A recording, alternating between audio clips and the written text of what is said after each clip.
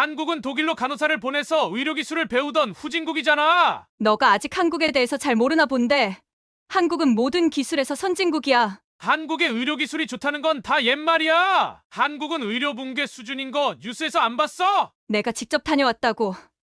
아직도 우물안 개구리처럼 살면 어떡하니? 한국은 오랫동안 다양한 기술 분야에서 선두국가로 인식되어 왔습니다. 그리고 치과 산업 또한 예외는 아닙니다. 최근 몇 년 동안 한국의 치과 기술은 구강, 건강을 개선하기 위한 다양한 혁신적인 솔루션을 제공하면서 세계 최고 수준이 되었습니다. 오늘 소개해드릴 사연은 한국과 독일의 치과 치료 차이를 피부로 경험했다는 독일 여성의 사연입니다. 그녀는 한국과 독일의 치과 의사들이 각자 상대 국가의 치료 방식을 보고 경악하는 모습을 보며 웃음이 터져나왔다고 하는데요. 과연 그녀에게는 무슨 일이 있었던 걸까요? 함께 살펴보겠습니다. 독일 여성의 사연입니다. 감동 시작 애청자 여러분.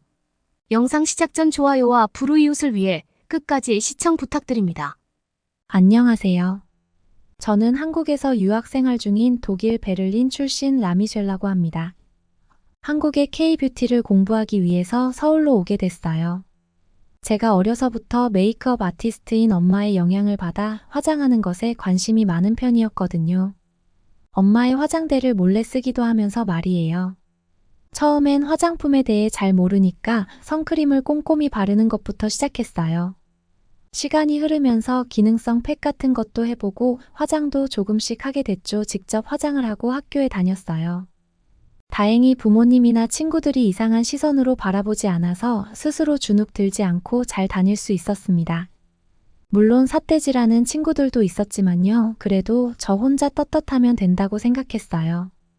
제가 잘못을 저지른 것도 아닌데 부끄러워할 필요가 없잖아요. 그러다가 뷰티 쪽으로 가는 게 아예 제 꿈이 된 거죠. 영상이나 책으로 대충 배우는 뷰티 말고 전문적으로 공부해보고 싶었거든요. 그러다 보니 자연스럽게 한국 유학을 꿈꾸게 됐어요. 아시다시피 K-뷰티는 전 세계적으로 먹어줄 정도로 유명하니까요. 한국 유학이 제게 미친 영향은 생각보다 대단했습니다. 저는 뷰티 쪽으로 발전했을 뿐만 아니라 패션도 좋아졌어요. 저는 많이 달라졌죠. 본디 메이크업이나 피부 관리 같은 뷰티에만 관심이 있었더라면. 한국에 온 이후 아예 패션부터 시작해서 자기 관리에 대한 부분에도 눈길이 갔거든요. 그도 그럴 게 한국 사람들이 정말 멋지잖아요. 타인의 시선 때문도 있지만 기본적으로 자기 관리에 대해 예민한 것 같아요. 물론 긍정적인 쪽으로요. 아마 제가 쭉 독일에 살았더라면 그런 거엔 별로 신경 쓰지 않았을 거예요. 체중 관리나 몸매 관리 등등 내가 연예인이 될 것도 아닌데 그 정도까지 해야 하는 건가 생각했겠죠. 하지만 한국에 오니까 자극이 되더라고요. 남들도 하는데 나도 해야겠다. 이건 아니었고 그냥 동경에서 시작됐어요.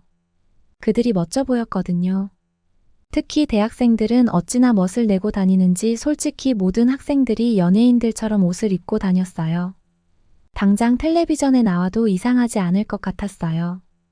저는 그들이 멋있어 보였고 제가 옷을 대충 입고 다니는 것도 아니었는데 그들과 비교되다 보니 스스로 제가 위축되는 걸 느꼈어요. 그들처럼 되고 싶었습니다. 그래서 패션에 대한 공부도 많이 했어요. 어떤 옷이 유행이고 제 체형에 잘 어울리는 옷 종류는 어떤 게 있는지 이런 것들이요. 소셜미디어에 올리면 독일에 있던 친구들이 화려한 반응을 보여주었습니다. 스타일이 많이 멋있어졌다며 혹시 스타가 되려고 준비하냐면서 반응할 정도였죠. 저 역시 스스로 변한 모습이 마음에 들었습니다. 자신감도 더 생기고 좋았어요. 그러다가 한국에서 치과에 가야 할 일이 생겼는데요. 한국에 오래 머물렀지만 병원에 가는 건 처음이라 긴장됐어요. 그래도 치과엔 한 번쯤은 갈 거라고 예상하긴 했습니다. 우리 가족 내력으로 치아가 약하거든요. 병원 비용이 만만치 않다 보니 아파도 참는 경우가 많았는데요. 부모님 친구 중에 치과 의사가 있어서 그래도 정기적으로 검사를 받았었습니다. 그땐 분명히 아무런 말이 없었어요. 우리 가족들은 유일하게 저만 치아가 건강하다며 부러워했죠. 그런데 한국에 오고 나서 언제부터인지 이가 시큰거리더라고요. 처음엔 피곤해서 잇몸이 부어 그런 줄 알고 넘겼어요. 근데 시간이 흐르니까 이가 점점 시리면서 마시지도 씹지도 못하는 상황까지 왔습니다. 그렇게 동네에 있는 한국 치과에 방문하게 된 거죠. 솔직히 동네 병원 정보를 잘 모르니 그냥 치과라고 간판이 달려있는 아무 데나 들어갔어요. 걱정은 됐죠. 치료를 잘할지 돌팔이는 아닐지. 그런데 예상외로 병원 내부가 굉장히 깨끗했어요. 그리고 간호사나 의사도 너무 친절했고요. 의술이 대단해서 어떤 고통도 느낄 수 없었답니다. 제가 독일서부터 상대적으로 다른 병원보다 치과는 많이 갔거든요. 그런데 독일에서 치과 치료를 받을 땐 정말 아팠어요. 고등학생이 되고 나서도 치과에 가기를 두려워할 만큼 말입니다. 마치 주사를 놓는데 주사바늘이 길고 두껍잖아요. 그런데 주사를 놓는다는 말도 없이 갑자기 잇몸에 푹 쑤시더라고요. 진지하게 너무 아파서 억소리가 절로 나왔습니다. 근데 마취액이 잇몸에 다 들어가야 하니까 주사를 계속 놓는데 그 시간이 1분도 안 되지만 1년처럼 느껴질 정도였어요. 마취를 제대로 하긴 한 건지 충치 치료를 하는데 아프기도 했고요. 게다가 치료도 엄청 거칠게 해서 얼마나 불편했는지요. 제대로 안 해서 물이 얼굴에 다 튀는 건 물론 입을 벌리는 것도 너무 거칠게 해서 입을 다물 때 입술이 아프더라고요. 섬세하게 하질 않아서 치료받는 내내 기분이 불쾌했어요. 드릴로 치아를 갈다가 미끌한 적도 많고요. 적은 비용도 아닌데 서비스가 영 시원찮으니 치과에 가는 걸 꺼렸죠. 비용도 비용인데. 의술도 그닥이니까요. 사실 독일에 있을 땐 이가 아파도 치과에 잘 가지 않았던 이유가 바로 독일 치과. 치료 비용이 어마어마하다 보니 그래요. 독일인들은 조금 멀지만 옆 나라인 멕시코로 많이 가기도 하죠. 멕시코가 치료비는 싸거든요. 그러나 결코 안전하지는 않다는 단점이 있답니다. 독일에선 이가 아프면 염증이 있는지 확인하고 약을 주며 며칠 후에 오라고 하는데 멕시코에 가면 일단 아픈 치아는 무조건 뽑아버려요. 돈을 아끼려면 멕시코 안전을 생각하면 독일인 거죠. 독일에서 그렇게 수십 년 살다가 한국에 갔을 땐 문화 충격이었습니다. 치과 시설도 좋고 의사 실력도 좋고 모든 것이 최고니까 말이에요. 한국에선 치료하는 내내 지금 주사를 놓고 있긴 한 건가 의심이 들 정도로 고통을 느낄 수가 없었어요. 주사도 놓는 사람에 따라서 안 아플 수 있다는 걸 처음 알았어요. 그리고 옆에 간호사 선생님이 너무 보조를 잘해주셔서 제가 불편하다고 느끼기도 전에 알아서 척척 해결해 주시더라고요. 처음 진료를 마쳤을 때 한국 치과 의사가 대단하다는 생각이 들었어요. 아무 동네 병원이나 들어갔는데 이 실력이라는 게 믿기지 않았거든요. 근데 친구들이 말하길 제가 충치 치료를 했던 건 의사도 의사이지만 치과기 공사의 역할도 크다고 하더라고요. 제가 했던 크라운이나 그 외에 일레이 올레이 등이 사실은 치과 의사도 아닌 치과기 공사가 만든 거였던 거였어요. 물론 그 후 미세 조정 같은 건 치과 의사가 한다고 하더라고요.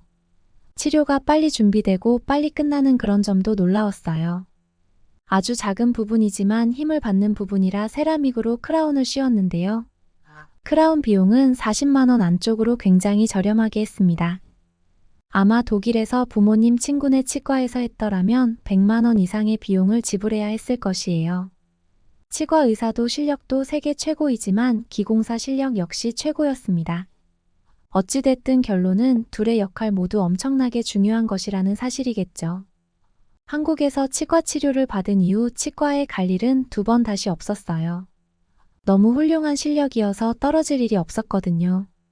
독일에선 종종 끈적한 캐러멜 같은 음식을 먹으면 충치 때운 부분이 떨어져서 곤란한 적이 있었는데 말입니다. 이후 대학교 수업이 종강을 했어요. 가족들도 보고 학창시절 친구들 얼굴도 볼 겸 방학 동안 독일에서 머무르기로 결정했습니다. 그런데 제 모국으로 돌아갔는데도 딱히 편안하다는 생각이 안 들더라고요. 분명 제가 태어나고 자란 곳인데 어딘가 불편하게 느껴졌다거나 해야 할까요? 일단 지하철을 처음 탔을 때 한국에서 느낄 수 없었던 악취의 인상이 찌푸려졌어요. 쓰레기가 길거리에 나뒹구는 건 말할 것도 없고요. 게다가 노숙자들이 아무렇지 않게 돌아다녔고 그건 지하철 특유의 어두운 분위기를 더 무섭게 만들었습니다. 그들은 지나가는 사람을 협박해 현찰을 뺏기도 했어요. 한국에 오기 전까진 이게 당연하다고 생각했는데 새삼 다시 돌아와서 보니까 충격적으로 다가왔습니다. 아마 깔끔하고 깨끗한 한국 지하철 시스템에 한동안 적응했어서 그랬던 것 같아요. 그리고 총기 난사 사건이 가장 큰 문제였죠. 원래 뮌헨 쪽이 그렇기는 하지만 말입니다. 지난 몇 년간 한국에서의 생활이 익숙하다 보니 누군가 길을 걷다가 갑자기 나에게 총을 쏠지도 모른다는 그 두려움이 크게 다가왔어요. 잊고 있었던 두려움이었죠. 한 번은 은행에 갔는데 강도가 드는 바람에 벌벌 떨기도 했습니다. 한국에선 총에 맞을까? 두려워하지 않고 사는 건 엄청난 행운이고 축복이었던 거라는 사실을 깨달았어요. 아니면 밤늦게 돌아다니는 것 같은 것도요. 여기선 해가 지고 집 밖에 나가는 사람이 거의 없어요. 이상한 사람들이 판을 치니까요. 또 마약을 하고 길거리에서 난리 피우는 미친 사람들도 많습니다. 마약을 하는 건 자유이지만 그렇게 취한 채 밖으로 나와 다른 사람들에게 위협하는 사람들이 많아요. 정말 위험한 곳이죠. 그렇게 집에 머물고 있었습니다. 우연히 독일 치과에 다시 들러야 할 일이 생겼어요. 독일 치과에서 받는 치료는 너무나 아팠습니다. 한국에선 주사 놓는지도 모르게 마취해 주었는데 독일은 그냥 잇몸에 푹 넣어서 눈물이 찔끔 날 정도였어요. 또 손길이 조심스럽지 못해서 입이 아프기도 하고 치료받는 내내 불편했고요. 그런데 치료 전 웃긴 일이 있었는데요. 의사가 갑자기 치아 상태를 뚫어져라 보더니 너무 아름답다면서 어느 치과에서 했냐고 물어보더라고요. 이 근처냐면서 말이에요. 그러자 저는 고개를 저으면서 한국의 한 동네 치과에서 했다고 하니까 이렇게 잘된 치료는 처음 본다고 정말 신기해했어요. 게다가 동네 치과인데 이 정도 퀄리티가 나올 수 있냐면서 스케일링해주는 치위생사들도 너무 뷰티풀하다고 한국의 기술 배우러 가고 싶다고 그럴 정도였거든요. 갑자기 주변 치과 의사들에게 보여줘도 되냐며 동료 치과 의사를 다 부르더니 이렇게 해야 한다고 가르칠 정도였어요. 너무 정교하게 작업해서 그 부분을 찾기 힘들 정도로 잘 작업했다고 하더라고요. 그러더니 치과 의사는 한국에 다시 갈 거냐고 물어봤습니다. 그래서 한국에 다시 돌아갈 거라고 했더니 그럴 거면 치료는 한국에 가서 받는 것이 좋을 것 같다고 치과 의사가 먼저 이야기했어요.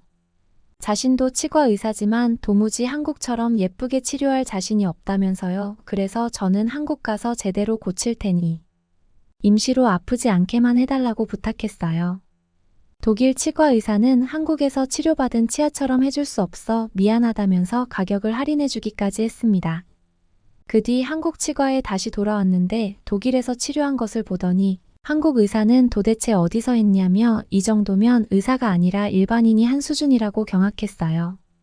같은 말이지만 정반대의 반응이죠. 아무튼 한국 치과에서 다시 제대로 된 진료를 받을 수 있었습니다. 저는 정말 한국의 진료 수준과 전문성에 깊은 인상을 받았어요.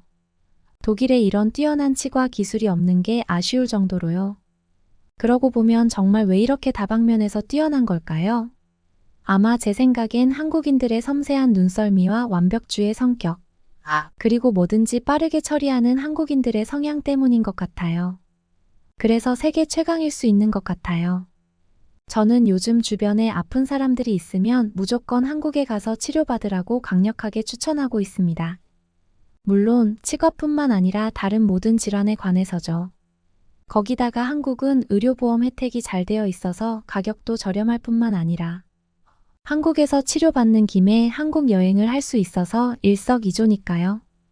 혹시 제가 한국을 주변 친구들에게 추천한다면 어디로 여행을 가라고 추천하면 좋을지 댓글로 남겨주시면 친구들에게 추천하도록 하겠습니다. 한국과 한국인분들에게 항상 감사하며 살아가고 있습니다. 제 사연은 여기까지입니다. 여러분은 이번 사연에서 어떤 것을 느끼셨나요? 한국의 수준 높은 치과 치료에 깊은 감동을 받았던 독일 여성의 사연이었습니다. 우리는 이를 통해 한국의 치과 의사가 얼마나 뛰어난지 알 수 있었는데요. 치아 관리는 우리의 건강 관리를 위해서는 정말 중요한 부분입니다. 서양의 속담에는 치아를 관리하면 몸 전체도 건강해진다는 말이 있을 정도인데요. 그런데 한국에는 이렇게 뛰어난 치과 의사들이 많이 있다고 하니 우리들도 치과에 자주 가는 습관을 만들어도 좋을 것 같습니다. 여러분도 치아가 아프시다면 절대로 방치하지 마시고 치과에 자주 방문하는 습관을 만들어 보세요. 그러면 더욱 감동적인 다음 사연으로 넘어가겠습니다. 프로야구 경기가 한창인 부산에 있는 한국의 야구장 걸신 들린 듯이 핫도그를 먹어 치우던 외국인의 안색이 급속도로 참백해집니다. 그때를 노렸다는 듯 그 외국인을 지켜보던 어느 한국인이 교활하게 웃으며 다가와 외국인을 끌고 시끌벅적한 가운데를 교묘하게 탈출합니다. 외국인은 제발 자신을 내버려 두라고 얘기하지만 시끌벅적함에 가려져 그 누구도 그의 목소리를 듣지 못하고 야구장만 보고 있습니다. 과연 이 외국인은 어떻게 되었을까요? 안녕하세요.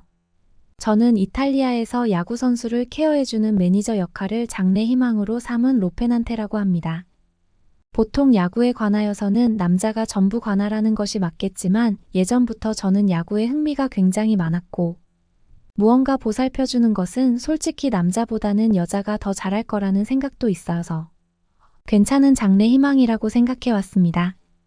이렇게 야구에 관심을 갖게 된 계기는 한국의 류현진 선수와 박찬호 선수가 동양인임에도 불구하고 미국에서 활동하는 자긍심과 활동량을 보게 된 것이었습니다.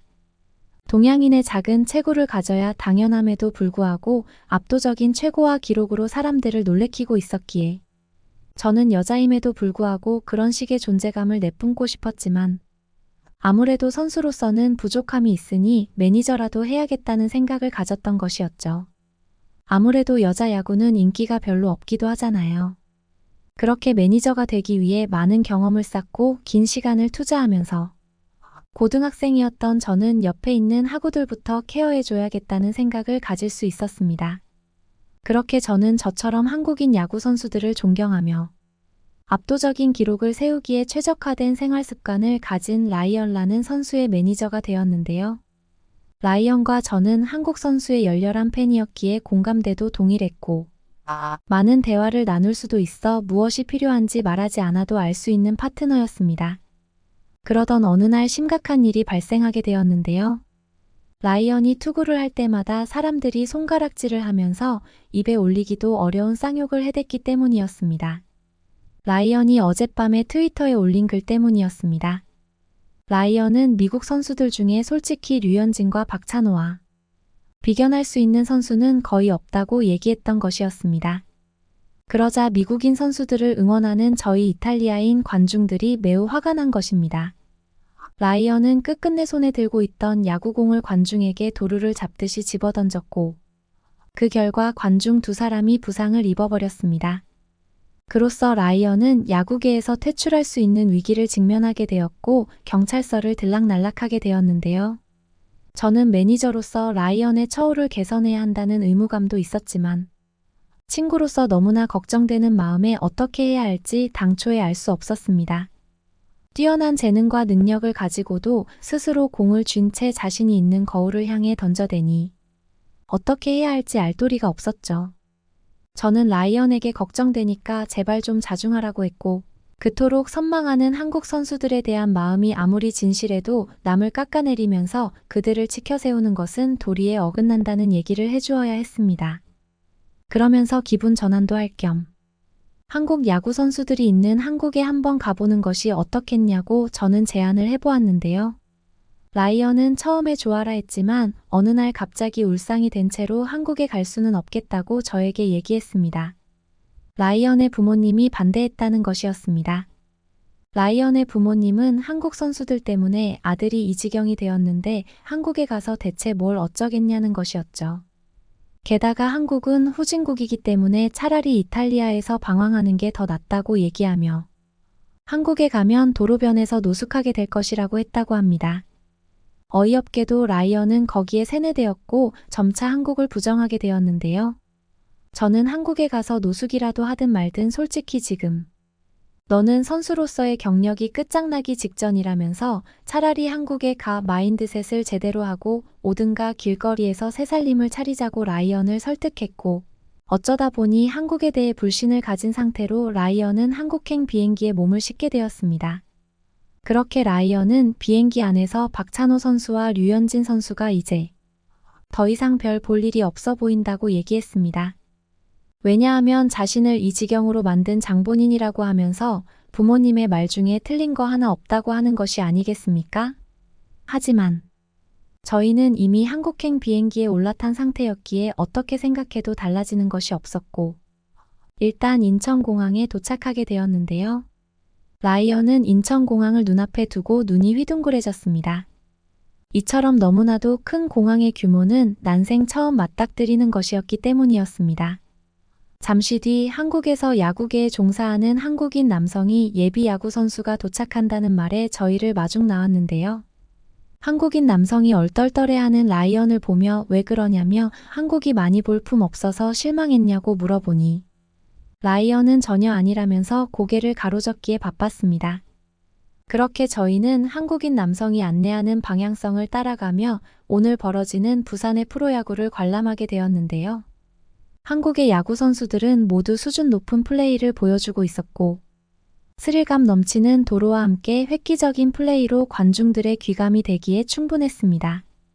게다가 수도 없이 계속되는 홈런으로 라이언은 공을 잡으려 왔다 갔다 거리기에 바빴고, 주변의 한국인들이 응원하는 소리는 너무나도 활력이 넘쳐 귀청을 찢어지게 하면서 제 마음을 들뜨게 했습니다. 게다가 더욱 놀라웠던 것은 이탈리아에서 볼 수 없는 편의시설들이 한국의 관중석 곳곳에 배치되어 있다는 것이었는데요. 핫도그를 먹을 수 있는 점포나 통닭을 사 먹을 수 있는 가게까지 저마다 한국인의 뛰어난 창의성을 자랑하고 있었답니다. 라이언은 까무러치듯이 놀라며 어째서 이렇게 많은 편의시설이 야구장 안에 들어 있을 수 있는지 한국인 남성에게 물어보았고, 그분은 원래 한국인들은 야구에 진심이기 때문에 야구에 대해서는 다른 나라보다 상당히 발달되어 있을 수밖에 없다고 했습니다. 아무리 야구의 강대국이 미국이라 한들 이런 인프라적인 부분에 있어서는 제대로 한국을 넘볼 수 없다고 첨언하면서 말입니다.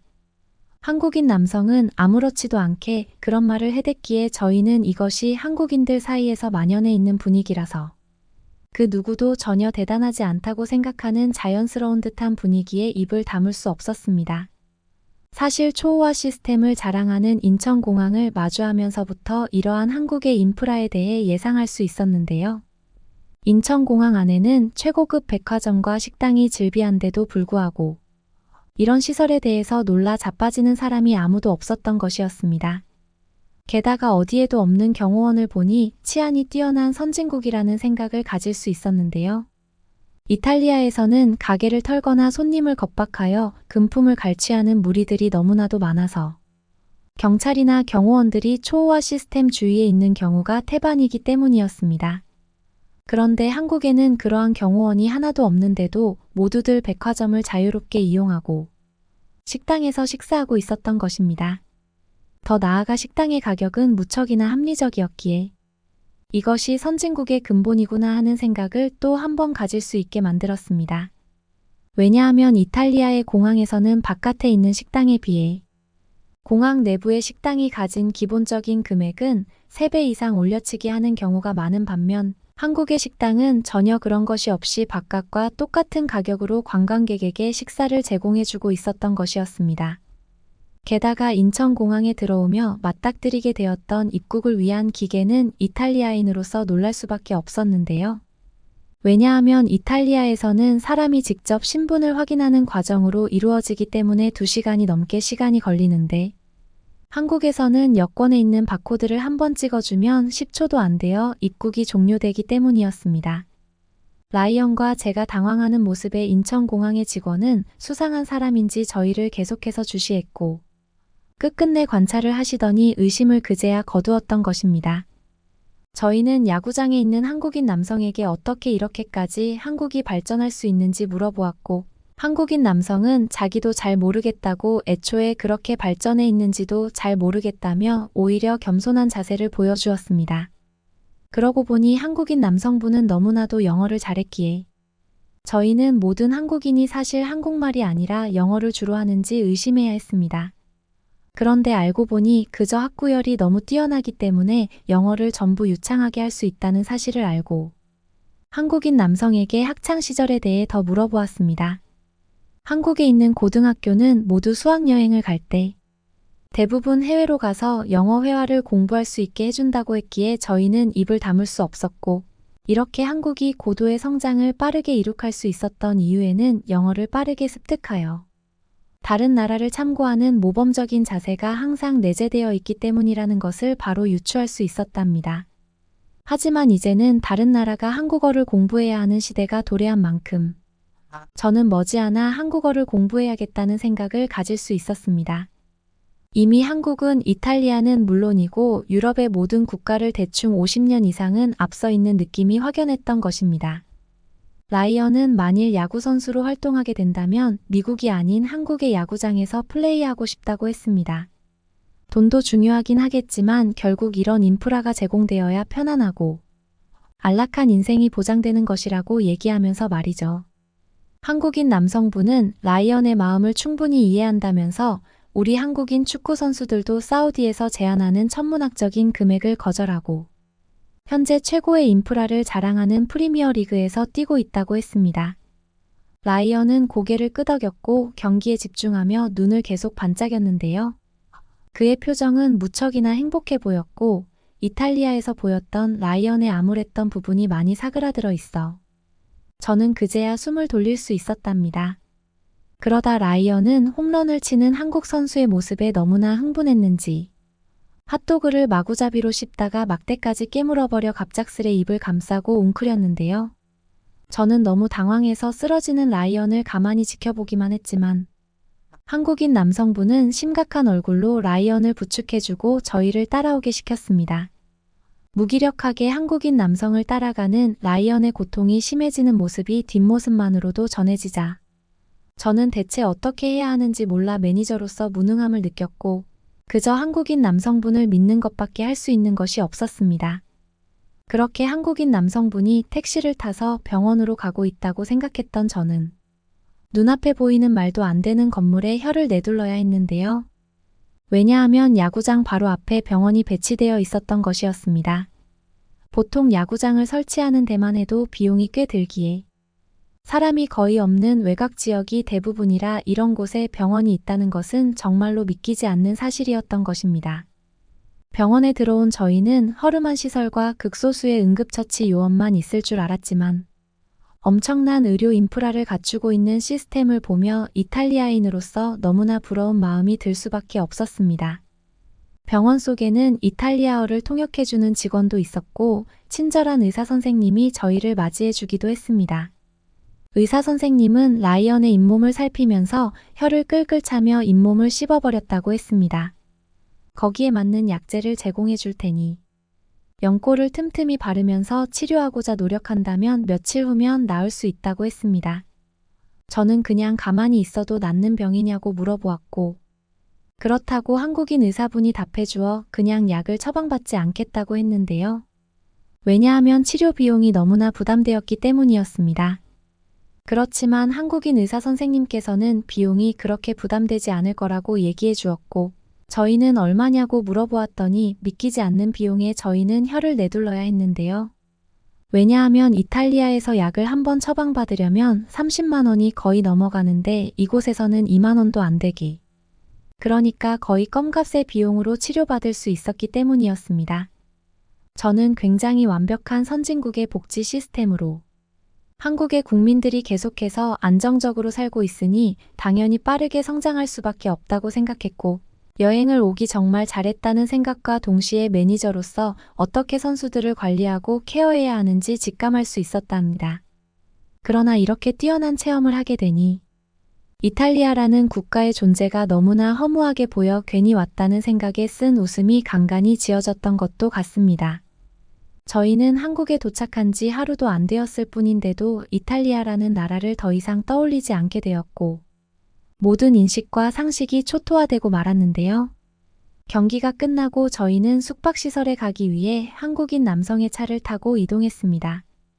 그러면서 바라본 한국의 길거리는 말로 표현할 수 없을 정도로 황홀하고 경쾌함이 흐르고 있었고 꽤나 늦은 시각이었는데도 한국의 밤거리는 이탈리아와 확연히 다른 면모를 보이고 있었습니다. 왜냐하면 이탈리아에서는 밤만 되면 모두 불빛이 커져서 날강도들이 들끓고 범죄 조직이 활발하여 여자는 물론이고 운동하는 남자도 주머니에 손 넣고 다니기 어려운데도 불구하고 한국에서는 너나 할 것 없이 휴대폰을 들여다보며 아무런 걱정 없이 거북이처럼 돌아다니고 있던 것이었습니다.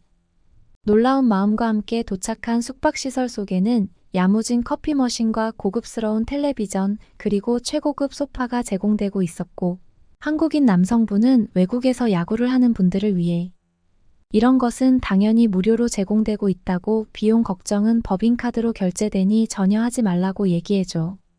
저희는 혹시 사기를 당하고 있는 것인지 알 수가 없어 이해가 안 되었고, 아주 친절한 목소리로 편안한 하루를 보내라고 하며 떠나는 한국인 남성분을 가만히 바라봐야 했답니다. 한국인 남성분이 문을 닫기 직전에 라이언이 말했습니다. 한국에서 야구 선수를 하려면 어떻게 해야 하나요? 한국인 남성은 대답해 주었습니다. 자세한 상황은 잘 모르지만 만약에 한국에 온다면 많이 도와주겠다고 했습니다. 라이언은 한국인의 말에 눈물을 흘렸고, 이보다 좋은 나라는 없을 거라는 생각에 나중에 야구 선수가 된다면 무조건 이곳으로 와야겠다라는 생각을 가지게 되었는데요. 저는 환하게 웃으며 라이언과 포옹했고, 그 뒤로 라이언은 의사 말대로 연고를 바르며 약을 복용했는데, 치료가 호전되는 기미가 드물어지자 다시금 병원에 들러야 했는데요. 새로 방문하게 된 한국의 병원 시스템은 이전처럼 디지털화되어 있어 인력이 최소화되고 있었기에 저희는 뜬금없이 놀라야 했습니다. 야구장의 병원에서만 모든 시스템이 디지털화되어 있는 줄 알았는데 전국 어디서나 이런 것이 만연해 있는 분위기였던 것이었습니다. 이탈리아의 유명 관광지에도 이런 식의 자동화된 것은 거의 없이 수기로 작성하는 시스템이 대부분인데, 한국에는 자그마한 병원마저 이렇게 돌아가고 있으니 입을 다물 수 없었던 것이었죠. 저와 라이언은 한국의 세심한 기술과 아이디어를 확인하며 야구 선수보다는 이탈리아의 과학자들이 한국에 방문해야 된다고 얘기하며 우리가 시간과 자원을 낭비하고 있다는 생각을 시도 때도 없이 하면서 한숨을 쉬었습니다. 저희는 어색하게 서 있는 한국 병원의 관리인에게 모든 병원은 이런 식으로 최신식이냐고 물어보았고, 한국인 경비원은 자기가 여기서밖에 근무하지 못해 자세한 건 모르지만 내 눈에 보이는 모든 한국 병원은 대부분 이렇다고 말씀해 주셨습니다. 저희는 그 말에 당연하다는 듯이 고개를 끄덕이며 제대로 된 치료를 또다시 받았고, 라이언은 오래지 않아 완쾌할 수 있었답니다. 그렇게 저희는 한국에서 일주일 동안 체류하며 프로야구를 관람했고, 라이언은 야구선수라는 직업에 대한 동기부여를 확고히 하며 마인드셋을 제대로 가질 수 있는 계기를 마련했습니다. 감정적인 교류도 한국인 야구선수들과 활발히 한 라이언은 무조건 한국에서 야구선수 생활을 하겠다는 마음가짐도 확보했는데, 이제는 이탈리아 고등학교로 돌아와 이탈리아에서 생활하고 있지만, 다시금 한국으로 가기 위해 계속해서 노력하며 한국에서 겪은 경험을 저와 종종 공유하는 것이 요즘의 일상입니다. 라이언은 한국인 야구 선수들과 동고동락하며 함께 야구를 하는 것만이 자신이 그리는 궁극적인 꿈이라고 교실 친구들에게도 트위터에서도 계속해서 선언했기에 저는 그만 좀 자중하라고 했고, 라이언은 그럴 수 없다고 항상 말하며 저와 투닥거리는 일이 요즘 들어 비일비재하게 발생하고 있답니다. 그러면 더욱 재미있는 다음 사연으로 넘어가겠습니다. 서울시에서 운영되고 있는 어느 호텔. 호텔의 방문을 여는 외국인의 앞에 펼쳐져 있는 개슴츠레한 광경. 화르르 타오르는 호텔의 연기에 놀라 자빠진 외국인이 얼른 일어서서 안전한 곳으로 대피하려는 찰나 외국인의 몸을 꼼짝없이 포박하는 강력한 손길. 제발 이것 좀 놓으라고 발버둥치는 외국인과 달리 호텔의 지배인은 실실 웃으며 그럴 수 없다고 말합니다. 대체 이 외국인에게는 무슨 일이 벌어졌을까요? 안녕하세요. 저는 스위스 마케팅 회사에서 일하는 아멜리 시몬이라고 합니다. 회사에서 일하면서 스위스에서 가까운 이탈리아는 물론이고 해외란 해외는 거의 대부분 출장을 다녀왔는데 아직까지 한 번도 다녀오지 못한 국가가 저에게는 몇몇 있는데 그 중에 하나가 중국이기에 최근에 저는 중국으로의 발령을 나갈 수 있는 기회를 낚아챘는데요. 중국에 방문하면서 저는 한 차례 깊은 충격을 받아야 했습니다. 왜냐하면 중국의 발전은 한눈에도 몇십 년 전과 다를 것 없이 정체되어 있던 것이었고 투지와 열정에 가득 찬 중국인의 면모는 더 이상 볼 수 없는 느낌이었습니다.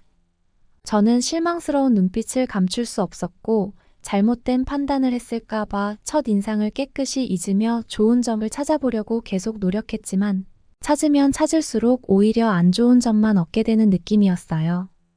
중국에서는 자동화라는 말을 모르는지 업무와 관련된 모든 것을 수기로 작성하고 있었고, 전산으로 처리하면 되는 일까지 모두 얼굴을 마주보는 데면 시스템으로 처리하고 있었는데, 그런 뒤처진 시스템은 스위스에서 이제 도태된 것이었는데, 아직까지도 중국이 애용하고 있으니 저는 시간이 멈춰버린 듯한 느낌에 북한에 온 것인지 생각해야 했고, 마케팅 디자인 업무를 슬픔과 실망에 젖어 마무리하게 되었습니다. 스위스로 복귀하기까지 여분의 시간이 있어서 잠시나마 옆에 있는 이웃나라인 한국에 다녀오기로 했는데요. 중국이 이 정도이니 이웃나라인 한국은 얼마나 더 처참할지 안 봐도 비디오였기에 저는 그냥 스위스로 돌아가려고 했는데, 비행기 예약을 조금 늦게 하는 바람에 바로 스위스로 떠나는 것은 무리가 있었고, 옆 나라인 한국을 경유하면 스위스에 더욱 일찍 도착할 수 있다는 소식을 얻게 되었습니다. 한국을 경유하지 않는 방식을 채택하여 스위스로 향하게 된다면 시간도 그렇고 돈도 그렇고 더욱 손해였기에 저는 달리 방법이 없어 한국으로 향하는 비행기에 제 몸을 실어야 했고, 비행기 안에서 잠시 잠들었었는데 머지않아 웅성거리는 소리가 들리더니 잠시 뒤에 도착한다는 방송이 나왔고, 그렇게 맞닥뜨리게 된 인천공항에서 한바탕 까무러칠 정도로 놀라야 했는데요. 여행객의 무거운 캐리어나 배낭을 가뿐하게 옮겨주는 거대한 짐수레가 어디에나 만연해 있었고, 10년의 기간이 넘도록 정체되어 있는 감이 다분했던 중국과 달리 100년을 넘는 변화를 일시에 일으킨 듯한 한국의 최신식 면모가 또렷이 느껴졌던 것이었습니다. 확실히 어디를 가나 자동화된 시스템이 즐비했고, 나이 많은 노인들조차 별다른 거부감 없이 사용할 수 있는 무인 매점이 눈에 띄었습니다.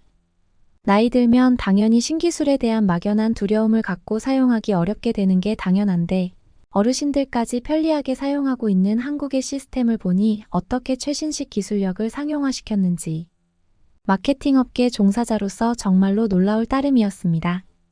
저는 이제 공항 밖으로 나가기 위해 어느 한국인 어르신에게 길을 물었는데, 신기하게도 할아버지는 영어에 매우 능숙했고, 제 말을 한마디도 못 알아보던 중국과 비교했을 때 믿기 어려울 정도로 충격적인 광경이었습니다.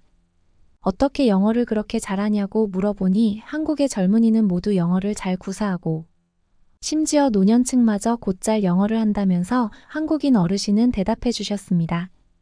그러면서 알게 된 그의 이름은 기철이었고, 기철 할아버지는 저에게 한국에 관광하러 왔냐고 물었습니다. 저는 그렇다고 했고, 정해진 계획이 있냐는 물음에 아무 계획도 없다고 답변했는데, 지금은 겨울철이니까 스키장에 꼭 다녀와야 한다고 기철 할아버지께서는 가볍게 말했는데요. 저는 언제 한번 밥이나 먹자는 가벼운 인사에 무조건 밥을 먹어야 한다는 생각을 가질 정도로 빈말에 진심인 인간이었기에, 스키장이나 다녀오라는 그 말을 결코 거부할 수가 없어 당장 스키장으로 향하는 방편을 알아보았답니다.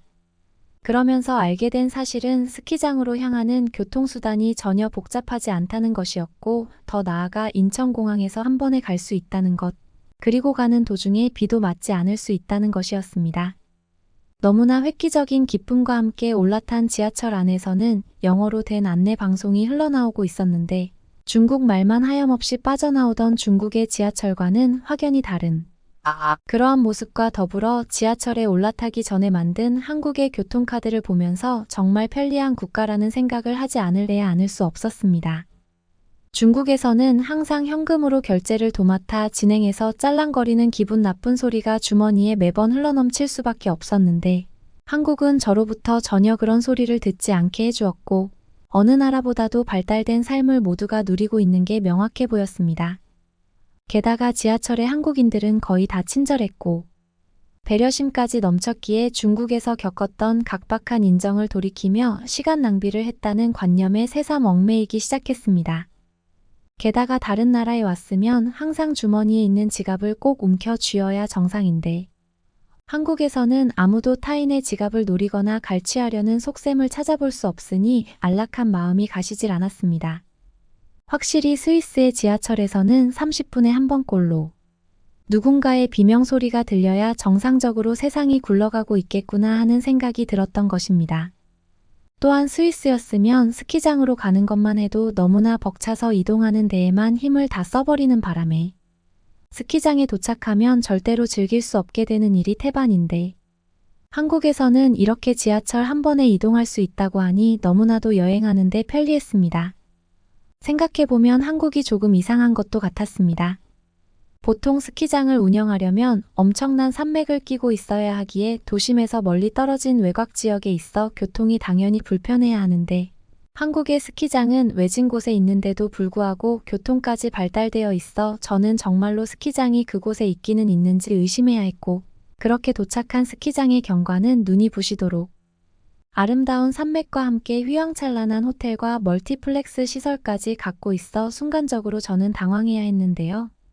스위스에서는 상상조차 하지 못하는 풍경의 어떤 기적이 한국에서 일어나 스키장 옆에 고급 호텔을 비치시키고 지하철이 있을 수 있는 것인지 저는 마케팅업계 종사자로서 파헤쳐야 했답니다.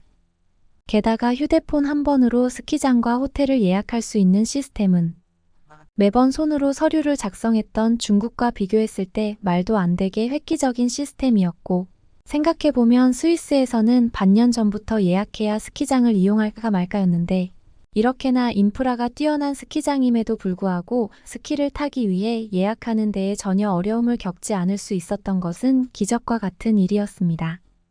저는 예약을 끝마치고 호텔의 열쇠를 지급받은 뒤 머물도록 되어 있는 호텔 방을 마주하면서 까무러칠 정도로 놀라야 했는데요. 대충 지어서인지 호텔에 불이 난 것이었습니다. 그럼 그렇지 않은 생각과 함께 말도 안 되는 인프라가 어떻게 이렇게 완벽하게 성립될 수 있었는지 돌이키면서 호텔 방을 잽싸게 나와 그곳을 탈출하려 했는데요. 제가 놀라 자빠지며 뛰어나오는 모습을 이곳의 호텔 지배인인 한국 여성분이 CCTV로 보았는지 제 손을 잡아채면서 도대체 무슨 일이냐고 물었고 저는 호텔에 불이 났다고 왜 사이렌도 울리지 않느냐고 오히려 그녀를 다그쳤는데 한국인 여성분은 가만히 저를 쳐다보더니 손을 잡아 끌면서 불이 나고 있는 호텔 방으로 돌아가려 하는 것이 아니겠습니까? 그러면서 대체 어디서 불이 나고 있느냐고 겁먹지 말고 설명 좀 해보라고 했습니다. 어디에서도 연기가 보이지 않는다고 하면서 말이죠. 저는 바닥이 너무 뜨겁다고 했는데 갑자기 그녀가 비실비실 웃자 저는 순식간에 얼굴이 달아오르면서 당연히 불이 난 거 아니냐고 물었고 원래 한국에서는 바닥이 뜨겁다면서 한번 누워보라고 그녀는 조언하더니 당황한 저를 내비두고 스르르 사라졌습니다. 저는 불이 난 게 확실한데도 불구하고 자꾸 아니라고 하니 정말 아닌 것인지 몰라 호텔방으로 돌아갔고 생각해보니 어디에서도 연기가 나오지 않아 저는 원래 이런 건가 하고 자켓을 벗고 바지를 벗은 뒤 바닥에 누워보니 따뜻한 욕조에 들어온 것 같은 아늑함에 스르르 눈이 감겼는데요. 그러면서 저는 확실히 한국의 모든 것은 획기적이라는 생각이 들었고 어째서 중국엔 이러한 방식이 없는지 의아해하면서 아까 저를 바라보던 한국 여성분의 웃는 표정을 떠올리며 다시금 부끄러워지기 시작했습니다. 저는 매우 흥미로운 한국의 난방 방식에 취해 한동안 바닥에서 도무지 일어나지 못했고 불굴의 의지를 발휘하여 간신히 일어났을 때에는 시간이 한참 지나 있는 밤이었습니다. 그런데도 여전히 스키장은 영업하고 있었고 심지어 식당까지 정상적으로 운영되고 있었기에 저는 한 차례 놀라야 했고 배가 고픈 나머지 식당으로 향했는데 새벽이니만큼 처참한 품질의 식사가 나올 거라고 예상했지만 한국인은 물론이고 저처럼 외국인이라고 해도 입맛에 맞을 수 있는 다양한 음식이 제공되고 있었기에 저는 한국의 놀라운 배려심에 감탄하면서 노릇노릇한 음식을 입속에 마구 집어넣었고 상당한 포만감을 느낄 수 있었습니다. 저는 배가 빵빵해져서 혹시나 스키를 타다가 넘어지면 뱃속에 무언가가 튀어나올까 걱정이 들어 나중에 이용하기로 했고 그렇게 다음날이 되어서야 스키장을 온전히 즐길 수 있었습니다.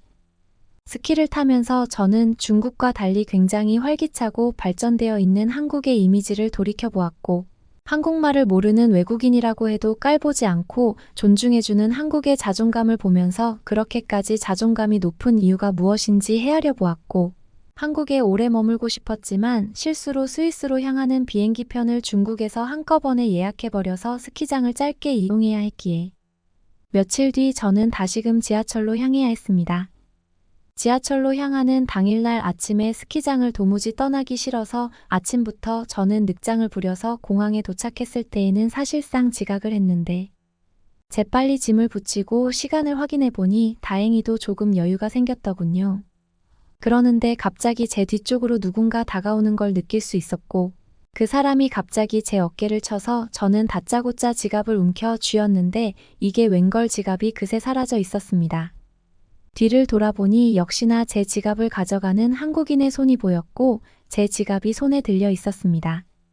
그런데 그 한국인은 다름 아닌 스키장에 한번 가보라고 제안하던 기철 할아버지가 분명했습니다. 할아버지는 스키장에 잘 갔다 왔냐고 저에게 물어보면서 방금 제 떨어진 지갑을 자신이 주었다고 했습니다. 저는 지갑을 받아들이며 할아버지의 인자한 미소를 보니 정말로 저를 위해 다가왔던 게 분명했고 덕분에 스키장에 잘 갔다 왔다고 했습니다. 그러면서 저는 할아버지에게 항상 이곳에 있는 거냐고 물어보았는데 기철 할아버지께서는 집이 가까워서 인천공항에 이착륙 모습을 보기 위해 매일 아침마다 온다고 했습니다. 실제로 저쪽에 이착륙을 볼 수 있는 자리가 마련되어 있었고 머리가 센 어르신들이 꽤 있었습니다. 저는 누구에게나 개방되어 있는 공항의 따뜻한 배려심에 감동했고 할아버지가 저에게 보여준 한국인의 인심에 더욱 감동하였습니다.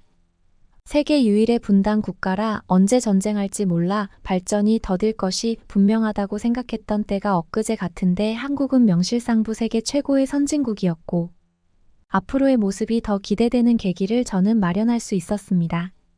스위스에서 저는 한국의 스키장에 다시 가는 꿈을 요새 꾸고 있습니다. 언제 한번 겨울이 찾아오면 휴가계를 내서 한국에 다녀올 생각입니다. 여러분은 어떻게 보셨나요? 응원과 격려의 한마디씩을 댓글로 남겨주시기 바랍니다. 사연자분들에게 전달해드리겠습니다. 실제 사연 제보를 받고 있습니다. 채택되신 분께는 작은 선물도 보내드리고 있습니다. 저희의 사연이 여러분의 하루에 작은 힘이 될 수 있었으면 좋겠습니다. 감동적인 사연을 주변 분들과 이야기 나눠보세요. 더욱더 좋은 영상으로 다시 찾아뵙겠습니다.